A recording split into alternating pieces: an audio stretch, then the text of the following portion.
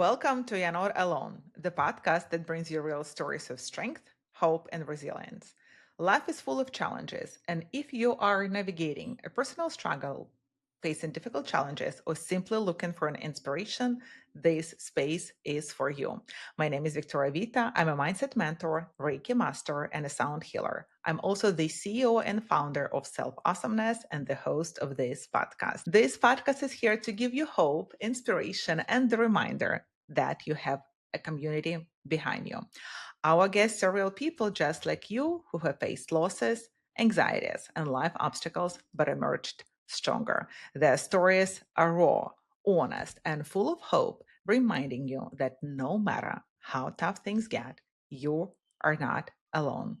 And today's guest is a seasoned healer and truth teller, Jill Bryansky, whose journey began after being laid off in 2003.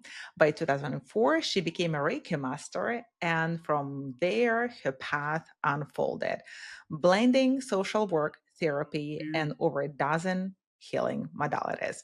Now, at 52, after a life filled with losses, traumas, and walking the healing road alone, she helps others find their inner freedom by saying yes when they mean it and no when they need to.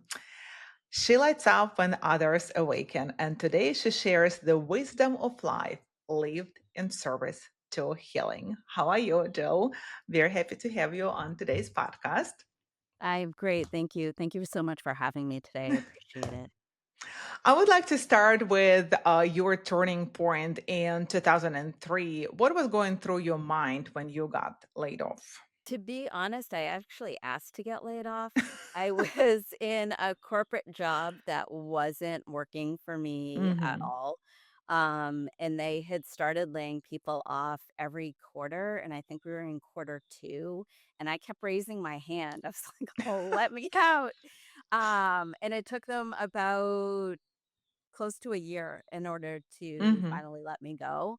Um, and that's when things really started to emerge and awaken for me in a really Hmm. beautiful way. So, the company I was working for before I left, somebody came over to me and they put their hands on me.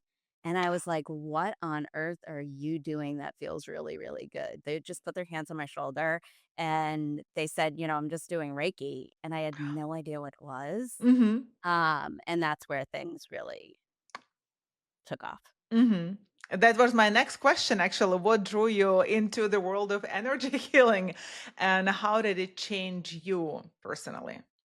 Yeah, that was really the beginning was, "Oh, yeah, I knew a while ago there was something like this out there, completely Hmm. forgot about it, didn't really connect to it, and then this moment just happened, and I guess my body was ready for it, my mind was ready for it, Yeah. and I was like, "Let's just do that." I have the flexibility or the freedom to Yes. not have to work for a little bit, let's use it. Hmm. And so I did. And how did it feel for you? I mean, not having a job, going into kind of a different world of healing. So how did it feel for you? Not having a job actually felt incredibly freeing. The world at that point just felt full of Mhm. possibility and Mhm. opportunity. And the one thing I knew more than anything was I don't want to go back to a similar job. I do not want to Mhm. be in a cubicle. I do not want to be in front of a computer. It didn't resonate with who I was. Mhm. So how did that change you? What did you do after that? Can you tell us? I mean, life really, I will tell you, life just flowed. So Yes. I went my the first thing was going through my Reiki training. So I Mhm. started with Reiki 1 and Reiki 2, and then I was like, "I want more," and I started Googling was it Google at the time? I think it was Bing or Researching. whatever it was at the time.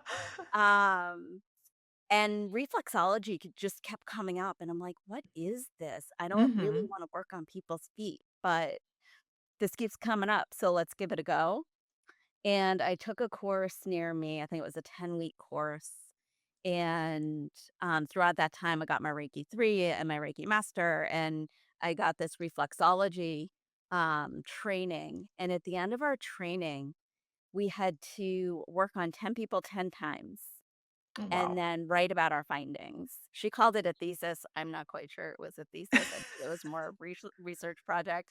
Uh-huh. And what I found out through that is that for most people around session 3, session 4, they started talking to me before their session started, and they started processing about their week. Mhm. They got really excited, "Let me tell you what happened, and let me tell you how I feel," and I was like, "Can we just do this session because I don't really have time for this?"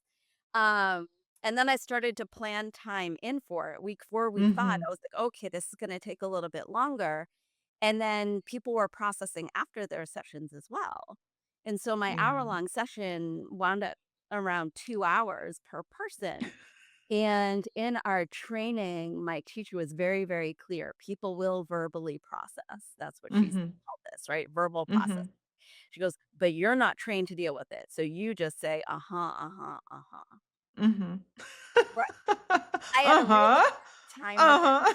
for a while. I was like, wait a minute, there's something else here. Yes, I wanna tell Um, yeah, I wanna and say that's when yes. social work really entered the picture. I didn't really wanna go back to school. Formalized schooling wasn't really Mhm. my I wanna say my bread. Ideal situation, let's put Yes. it this way. Uh, but here it was. I was like, "All right, like, I feel like this is where I'm being led. I'm gonna apply to the one school I don't have to take, my Mhm. GREs for, and let's just see what happens." Mhm. And clearly I got into Wow. school, and I graduated from that school, and I learned a lot through, social work and the process and working with many, many, many different types of people Mhm. and situations. And then in order to reward myself for getting through my master's program, I went and did a year-long herbal apprenticeship where I learned about herbs and Oh, wow. shamanism, and I loved it. And so that's just sort of how my life has unfolded is I was doing these alternative thing what we're calling Mhm. alternative things, Mhm. because they were fun, and I liked them, Yes, and I yes. felt called to them. I didn't in no way was I like, "Oh, I'm gonna do this because I'm gonna become an herbalist," and in fact, I haven't become an herbalist, like, but But it it's was a fun, good and I went knowledge and I to did an have. advanced Yes. class. Yeah, but so Yes. things just evolved. Yes. Yeah. And I think that it's so good to have that type of knowledge, different modalities. You can talk to people, not necessarily you will use it in your practice, right?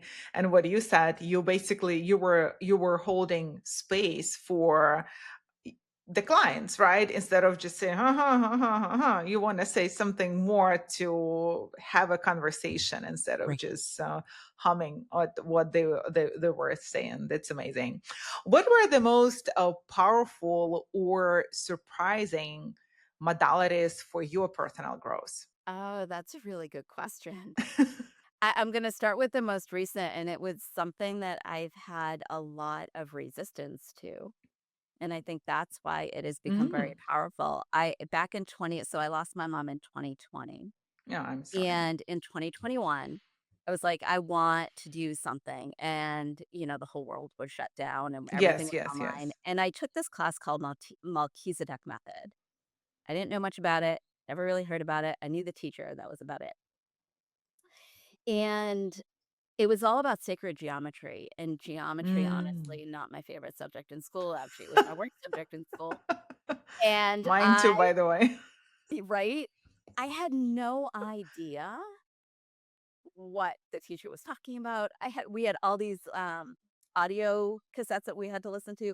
I had no idea what it was talking about. I looked through the book, actually, it's right here in front of me. I was looking through that, and I was like, "I don't know what any of this is." Mm-hmm. Mm-hmm. And I closed the book and I put it away, and I didn't think about it again. I put it on my website because I paid for the class, right? So it's on my website that I do this, but, like, I don't really do this. And I was gonna do a talk at, the place where my aunt lives. She lives in a, independent living Mm-hmm. place, and they wanted me to come do a talk on alternative something, and I was talking to the woman, and I was like, "Well, what do you want me to do? Do you want me to do sound? Do you want me to like, what would you like?" Yes. And she's like, "Well, I'm really interested in Melchizedek method." And I'm like, "You can do anything but that. I can't help you with that." And then somebody else from the group wound up calling me and she's like, I'm really interested in this Melchizedek method. I was like, you gotta be kidding me. Nobody has talked about Melchizedek method Mhm. since I got it. Like it just wasn't a thing. And I was like, all right, maybe I need to take my CDs out again. Maybe I need to take my manual Mhm. again. And for some reason this time it all clicked. Wow. And I was like, "This is amazing." Like, where has this been? I've been looking for this. Wow. So that actually just happened about 3 months ago, 3, 4 months ago. We wound up doing a group on sound in case you're wondering. It was a sound experience for them. But yeah, this Melchizedek method just it connected to my soul in a way that I was like, this is so unbelievably powerful. And But what was the most powerful thing? So what kind of it clears energy from the cellular level, from the energy body, the physical Mhm. body, the emotional body, the spiritual body. The main line, the tagline is clearing from past, present, and parents, which is so important. Mhm. Mhm. Not that our parents mean us any ill will, but Yes, we yes. carry We do. things that our parents have passed on for better or for Yes. worse. And it's clear, it's clean, it's Mhm. grounded, and it's powerful. Mhm. Yeah, sounds amazing. I have goosebumps, so now I Yeah, need to go I in. just scheduled level 3. So Oh, I so they have the multiple levels. Oh, Okay. there are tons of levels. I just scheduled level 3, actually with a different teacher who I've known for a very long time. Very Oh, excited about that. That'll be at the end of November. okay. So now, so you were resistant to learn because it didn't sync with you back then. Yep. But now, when you kind of were forced to go back and look at the materials, it kind of all synced in. So, do you think that our life is the same? Sometimes we refuse to look into that aspect of our life, but then it kind of keeps coming back to us. And when we face it, it's actually unfolds for us in totally different direction that we thought it would basically. Absolutely. Absolutely. We tend to run from our fears, and when we Yeah. get triggered, we tend to run from those parts of ourselves that we don't wanna identify with, Hmm. and those parts hold a story, and they hold freedom. They're Yes. basically parts of us that are, like, screaming, saying, "Hi, I'm still here, Yes. Yeah, and look I'm at me, notice me, notice me. right? I'm screaming, "Let Yes. me out." Like, "I've been trapped, let me out." But because we don't Yes. like the way that they're talking to us, Hmm. whether anger or fear or whatever, Yes. we tend to try to step away from them. But if we turn around and walk towards them and Hmm. befriend them, we'll then How find freedom very easily. Yes, and I think for a lot of people, it's so scary to look into that because I think it's natural for human beings to be afraid for a change, especially when you're older. When we're younger, we feel like we are more flexible in doing things differently. But when we're older, we feel obligations for our families, for partners, I don't know, even to our jobs. But how do you face what keep knocking and screaming at you, asking you to look at the issue? So, what would help people? What would you recommend to do for someone who knows that they need to look at, they scared, and it actually terrifies them? But what would be maybe one thing they can do so it helps them to actually open the door and look at what at the issue? Yeah, first, I would say if they're really terrified, find someone to do it with them, Mm-hmm. right? Mm-hmm. Have somebody Yes. with you there to hold your hand and walk you through the process Mm-hmm. is very comforting. Right? Mhm. There's somebody there Yes. who's protecting and keeping a safe space for you, Yeah. whether that's a therapist or a healer or a friend or a family Mhm. member, it doesn't matter. Have Mhm. somebody with you. It'll take the pressure and the anxiety down Mhm. almost immediately, Yes. just having somebody Yeah. in presence. One exercise, again, that I ran away from, and I give to just about every client I've ever had. It's from Louise Hay, and I didn't know it was from her when I first was told about it, but it's really looking into your own eyes in the mirror, and it's Mm. not Oh, looking in to see what's going on with your face or to go see what's going on with your hair, or it's really looking into your own eyes. And that moment of connection, I resisted that for about a year. Somebody told me to do it, and my initial response was, "Why would I want to do that?" yes. Right? Yes. Um, and when I finally did it, I remember exactly where I was. I was waiting for somebody, I was sitting in my car, and I flipped down the visor. I was like, "You know what? Mhm. Let's just do it."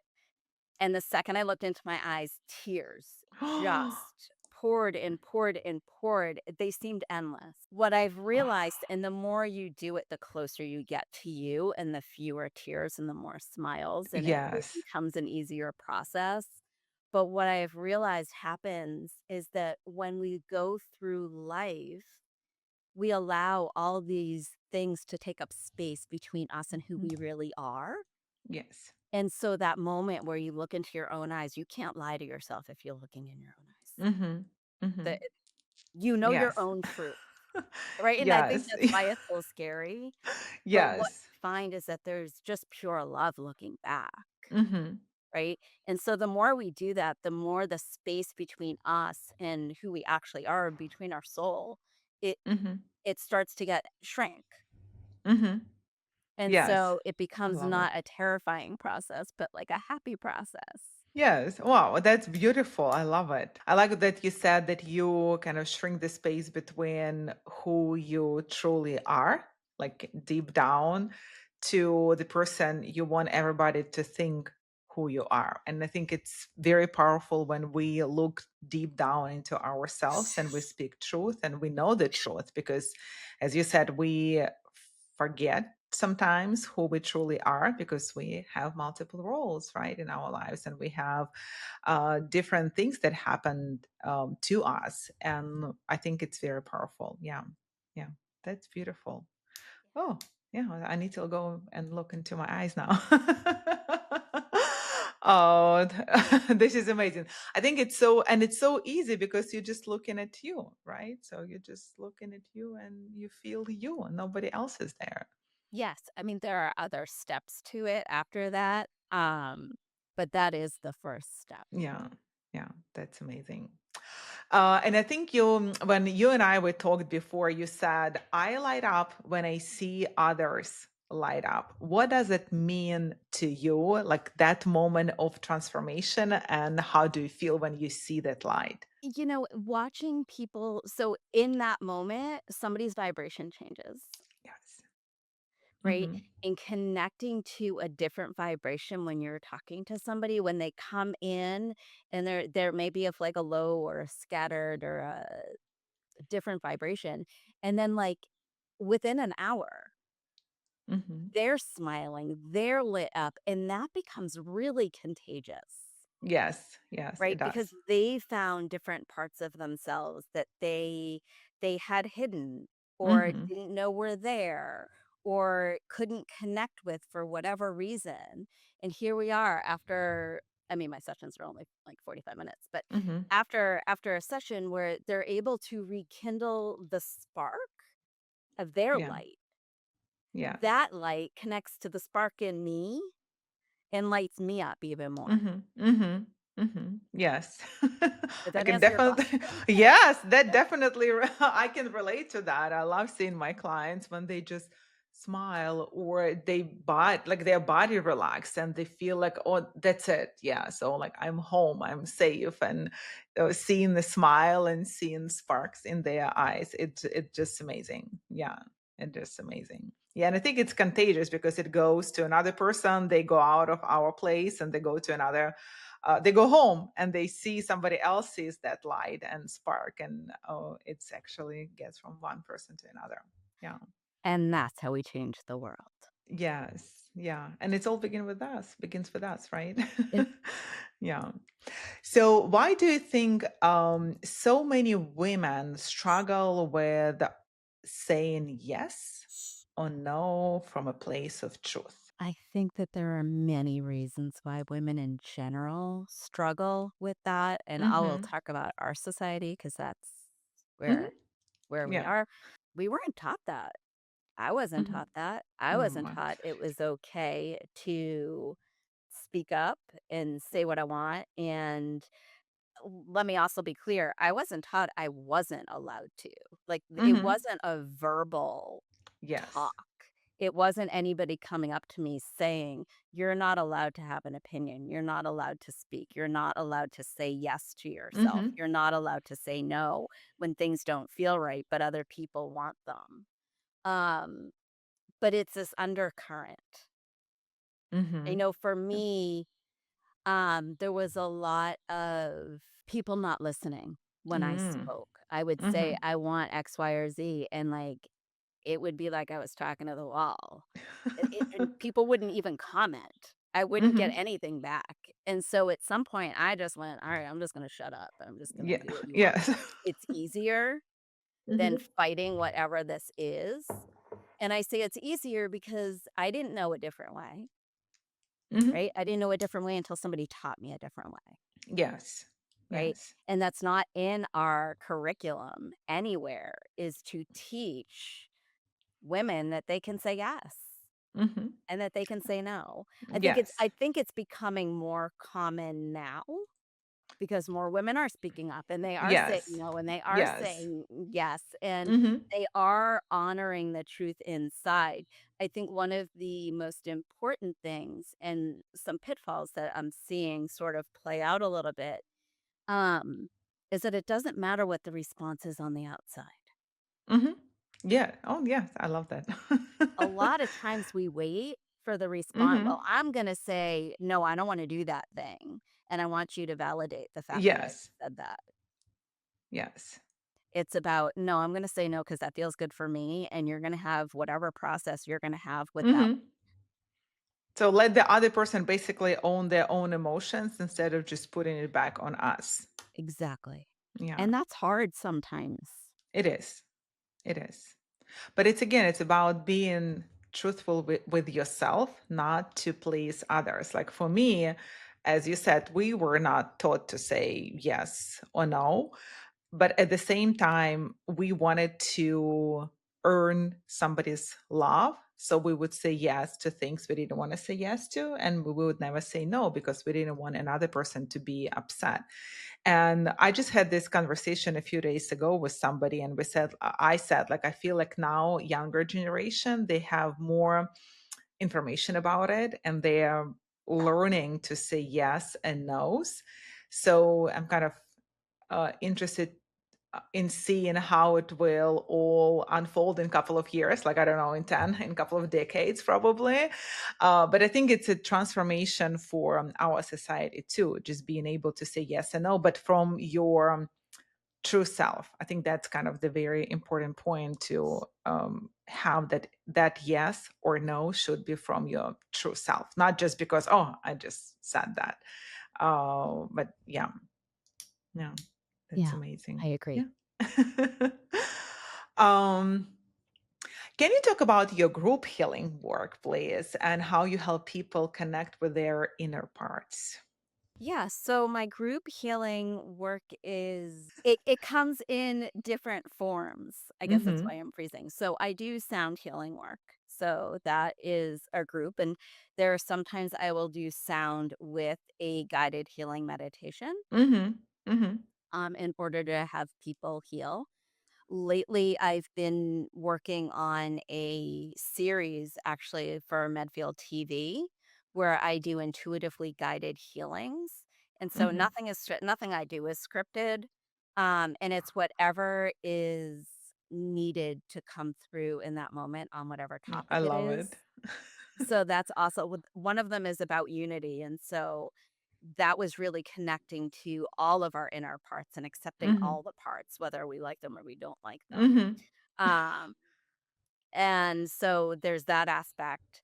And then I do regularly, without the sound, guided Mm-hmm. group healings as well. As a So they come in the meditation. form Mm-hmm. of a guided meditation, but it's Mm-hmm. really to heal and release. Mm-hmm. Mhm. And do you feel that you can hold more like larger groups now when you're healing yourself, so your container expands, so you can hold more people. You can hold space for more people, right? Yes. Yeah. Yeah. Yeah, Mhm. that's the beauty of it, right? Yes. Like, the more work you do, the more people you can support. Yes. Yeah. And it doesn't feel as drained as it felt at the beginning, like for me. So it was smaller group. I would feel tired after, let's say, an event or a group session. And now I don't feel tired. It's like, yeah, let's do it again. So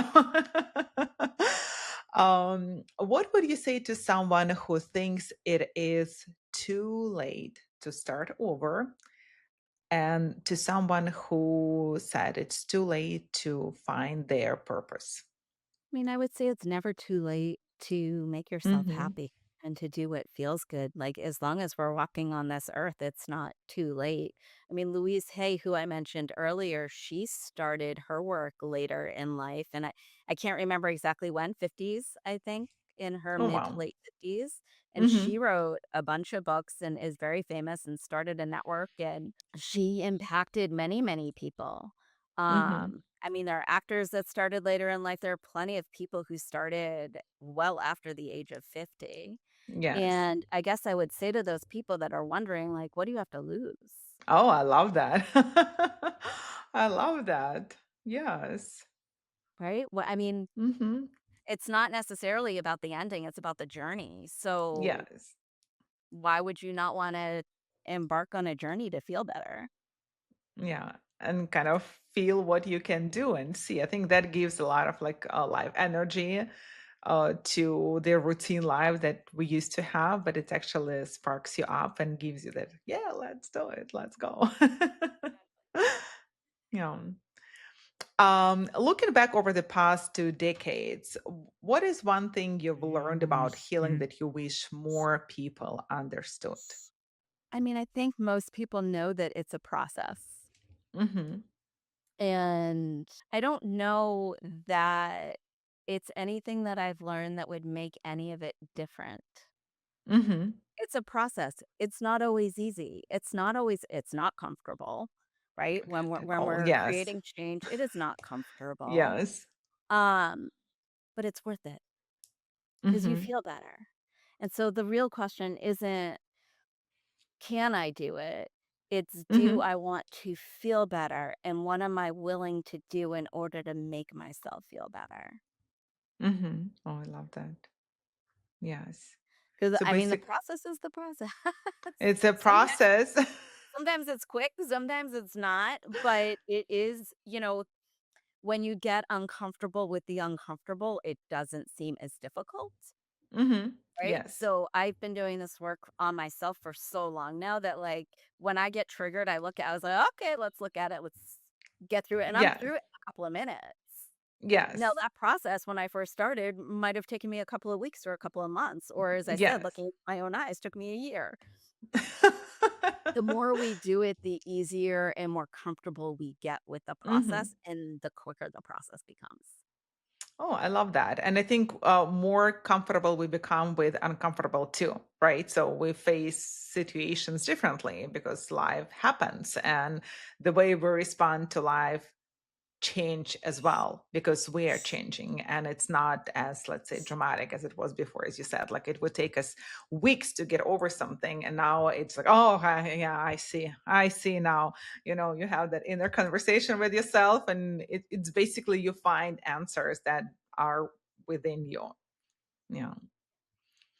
Oh, I love it. Thank you so much, Jill. It was amazing. I love what you said. What do you have? I'm reading. What do you have to lose if you're looking for yourself, and kind of being open to the opportunities, and to be open to face fears, and to be open to open that door and see what else is out there that life has to offer. And before we wrap up, what would be your legacy or encouragement message to the listeners? Just keep moving forward. Thank you. Yeah, just keep moving forward. I love it. Thank you so much. Thank you. I Thank you. appreciate Thank you for being on today's podcast. And you can find more information and connect with Jill by following the links below this episode. And if you feel that life is overwhelming and challenging, please check my 4 stress-free aid kit below this episode as well. Please don't forget to subscribe so you don't miss another powerful story. And remember, no matter how tough things get, you are not alone.